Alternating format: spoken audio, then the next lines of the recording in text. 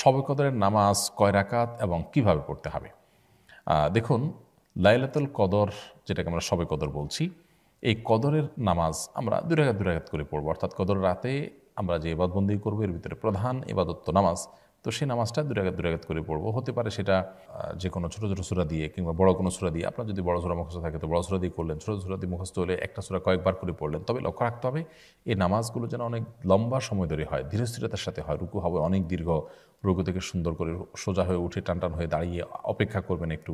এরপর আস্তে আস্তে আপনি সেজদা যাবেন। সেজদায় যত বেশি সময় ব্যয় করতে পারেন তত ভালো। অর্থাৎ আমাদের কোয়ালিটিটাকে সুন্দর করার চেষ্টা করা দরকার, কোয়ান্টিটি এটার চাইতে।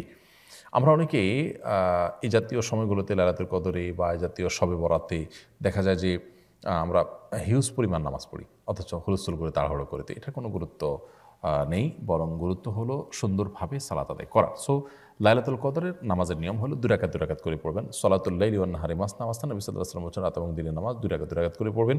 এই ২ রাকাত নামাজ যত সময় নিয়ে পড়তে পারেন ততই ভালো। ৪ রাকাত পড়তে পারেন, ৬ রাকাত পড়তে পারেন, ৮ রাকাত পড়তে পারেন। যত রাকাত সংখ্যক আপনি পড়বেন, কিন্তু কোয়ালিটি যেন সে ঠিক থাকে, আস্তে আস্তে যেন পড়েন, সেটা খেয়াল রাখবেন।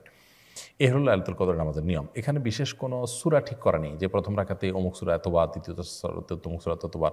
যে কোনো সূরা আপনি সূরা ফাতিহার পর মিলাতে পারবেন। অন্য ১০টা নামাজের মতোই এখানে সব কিছুই ওপেন। সো লাইলাতুল কদরে আমরা বেশি বেশি নামাজ পড়ব এবং নামাজের রাকাত সংখ্যা ফিক্স নেই যে এত রাকাতই পড়তে হবে। আপনার যতটুকু তৌফিকুল আছে ততটুকু পড়বেন। তবে ২ রাকাত ২ রাকাত করে যে পড়বো আমরা, সেখানে বিশেষ কোনো পদ্ধতি, সূরা ইত্যাদি ফিক্সড নেই। সাধারণ নিয়ম আমরা পড়বো ইনশাআল্লাহ তাআলা। অতএব শবে কদরের নামাজের নিয়মটা আমরা জানলাম এবং কত রাকাত পড়বো। রাকাত সংখ্যাও ফিক্স নেই যে এত রাকাত পড়তে হবে, এর বেশি পড়া যাবে না বা এর কম পড়া যাবে না, এরকম কোনো কিছু নেই। ফারজানা হোসেন চৌধুরী আপনি লিখেছেন, পিরিয়ড অবস্থায় মহিলারা শবে কদরে কি কোন ইবাদত শবে কদরে কি কোনো ইবাদত করতে পারবে? পারলে কিভাবে করবে এবং কি কি আমল করবে? পিরিয়ড অবস্থায় মা বোনরা শবে কদরে ইবাদত অবশ্যই করতে পারবেন। তাদের জন্য যেহেতু নামাজ নিষিদ্ধ, রোজা নিষিদ্ধ, এছাড়া কোরআনে কারিমের তেলাওয়াত স্পর্শ নিষিদ্ধ, এছাড়া বাকি যত ইবাদত আছে সেগুলো তারা করতে পারবেন। সেটা হতে পারে জিকির আজকার, সেটা হতে পারে দোয়া দুরূদ, সেটা হতে পারে আপনার আল্লাহ তাআলার কাছে কায়মের বাক্যে দোয়া করা, প্রার্থনা করা, ইসলামী বই পুস্তক পড়া, সৎ কাজের আদেশ দেওয়া, অসৎ কাজের বাধা প্রদান করা, এরকম আরও যত রকমের ভালো কাজ হতে পারে, দান সাদাকা করা, সেই কাজগুলো তারা করতে পারবেন। কোরআন কারিমের তেলাওয়াত শ্রবণ করা, শোনা, দিনই কোনো কথাবার্তা শোনা, আল্লাহ তাআলার কাছে বিশেষ করে সবচেয়ে বড় গুরুত্বপূর্ণ বিষয় হলো দোয়া করা।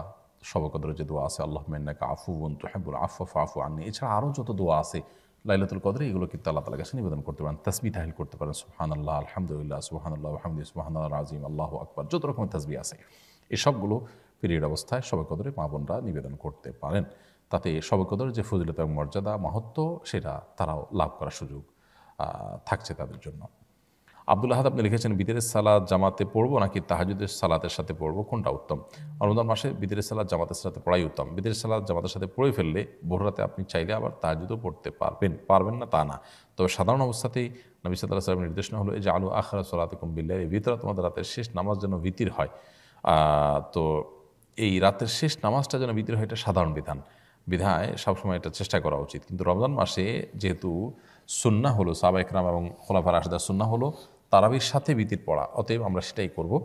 এরপরে ভোর রাতে কেউ তাহাজ্জুদ পড়তে চাইলে সেটাও পড়া যাবে, সেটা অপশনের কারণে। অর্থাৎ এটি মূল বিধান নয়। তবে যেহেতু রমজান মাসে আমরা তারাবি পড়ার পর, বিতির পড়ার পর আবার সুযোগ থাকছে ভোর রাতে তাহাজ্জুদ পড়া, সেটা আমরা চাইলে করতে পারি। আরিফুর রহমান লিখেছেন, ২৭ রমজানের কি বিশেষ কোনো ফজিলত আছে? ২৭ রমাদানকে আমাদের দেশে মানুষ শবে কদর বলে, সেজন্য এটাকে এত গুরুত্বের সাথে আমাদের দেশে উদযাপন করা হয়। যদিও নবী করিম সাল্লাল্লাহু আলাইহি ওয়াসাল্লাম লাইলাতুল কদর সম্পর্কে, শবে কদর সম্পর্কে বলেছেন, তাহারু লাইলাতুল কদর ফিল ভিতরি মিনাল আশরিল আওয়াখির মিন রমাদান, রমজানের শেষ দশকের বেজোড় রাতগুলোতে বিশেষভাবে তোমরা লাইলাতুল কদর তালাশ করো। তো তিনি নির্দিষ্ট কোনো রাতের কথা বলে দেননি। সো ২৭ তারিখকেই একমাত্র হলফ করে লাইলাতুল কদর বলাটা, এটা আমাদের ভুল। তবে এটা ঠিক, এটা সম্ভাব্য, জোরালো সম্ভাব্য একটা লাইলাতুল কদরের রাত। কারণ হলো নবী সাল্লাল্লাহু আলাইহি ওয়াসাল্লাম রমজানের শেষ দশকের প্রত্যেকটা রাতে ইবাদতবন্দি করার পাশাপাশি বেজোড় রাতগুলোতে বিশেষ ইবাদতবন্দি করতেন। আর ২৭তম রজনীকে লাইলাতুল কদর হওয়ার সম্ভাবনা বিভিন্ন বর্ণার আলোকে বোঝানো হয়েছে। এই কারণে শুধু লাইলাতুল কদর, ২৭তম রজনীকেই লাইলাতুল কদর বা শবে কদর না বলে আমরা সম্ভাব্য এবং জোরালো সম্ভাব্য শবে কদরের রাত বা শবে কদর হিসাবে বলতে পারি আপনার 27তম রজনীকে। এমনি রাসেল রানা আপনি লিখেছেন, ইমাম পেছনে নামাজ আদায়ের সময় ইমাম যে তাকবীর দিবেন মুক্তাদিদেরও কি সেই তাকবীরগুলো দিতে হবে? ইমামের পিছনে সালাত আদায় করার সময় ইমামের পাশাপাশি আপনিও তাকবীর দিবেন, এটা সাধারণ উঠা বসা তাকবীরগুলো এটা সুন্নাহ, যদিও প্রথমটা একেবারে ফরজ। অতএব ইমামের পিছনে আপনাকে তাকবীর দিতে হবে। আমিনা পাটোয়ারি আপনি লিখেছেন, অনেক সময় ফজর আজানের আগেই নামাজ পড়ে ফেলি ঘুমের জন্য, এতে কি নামাজ হবে? বোন আমিনা, ফজরের ওয়াক্ত হওয়ার আগেই যদি আপনি নামাজ পড়ে ফেলেন তাহলে নামাজ হবে না। আজান যদি ওয়াক্ত হওয়ার পরে মুয়াজ্জিন সাহেবরা দেয়, আপনি শিওর হলেন যে হ্যাঁ এতটা এত মিনিটে ওয়াক্ত হয়, আপনি তারপরে নামাজ পড়লেন,